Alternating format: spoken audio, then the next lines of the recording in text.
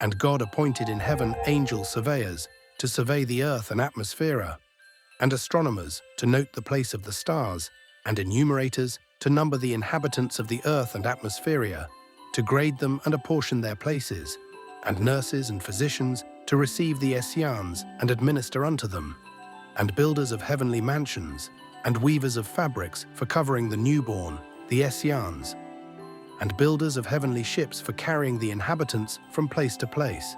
And God appointed unto all of these officers and teachers, according to grade appointed he them. And when God had completed his appointments, the people were apportioned in heaven every one to his place, to begin the work allotted to them. And God called the Asaph, and he said unto them, Go ye down to the earth, and bring to me the first fruit of the resurrection. Thy will is our will.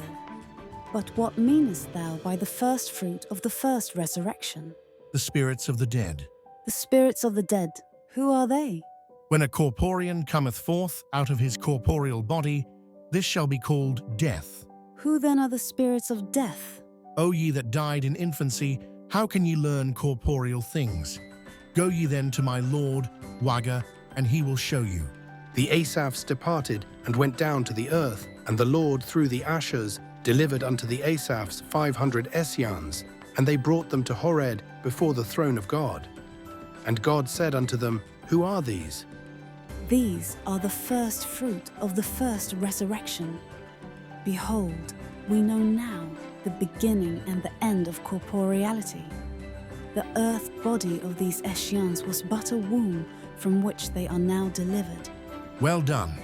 Take ye these Essenes and feed and clothe them, for this is your labor. Alas, we have tried them with all manner of food on which we ourselves subsist, but they will not eat. O ye innocents, ye feed on ethereal food. These Essenes must have atmospherean food, even as corporeans subsist on corporeal food. Go then, fulfill this first resurrection. For as much as ye deliver them, so will ye be delivered in time to come. The Asaphs then departed, taking the Essenes with them.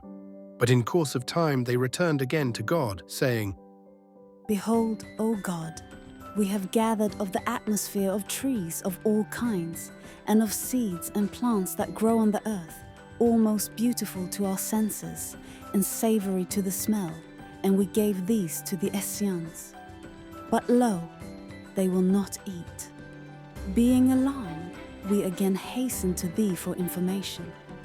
O ye of little wisdom, knowing so much of heaven and so little of earth, go ye back to the place whence ye brought these Essenes, and learn what manner of food they subsisted on. The Asaphs went back with all haste to learn in reference to the food, and in due time they came again before God, saluting, saying, What shall we do, O God? Behold, these Essenes, whilst in the corporeal form feasted on fish and worms. How can we bring them the atmospherean part of these things? Even the last time you were present, ye said ye had gathered of the atmospherean part of trees, and seeds and plants growing out of the earth. Why then cannot ye gather of the atmospherean part of fish and worms? Alas, this difference have we observed. The trees and plants and fruits emit delightful atmospheres, most nutritious to the spirit. But that which is emitted from the living fish and living worm is foul-smelling, being but the sweat and dead substance evaporating. What then shall we do?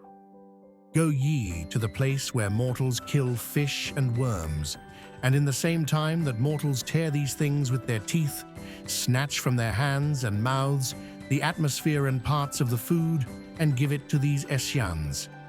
Remember also that little by little ye shall teach them to live on other kinds of food. And as ye do by these Essenes, do ye also in aftertime to others, remembering that what men subsist on in corporeal life is entailed on them in spirit for a space of time after entering atmospherea, and of like substance shall they be fed spiritually. The Asaphs then departed.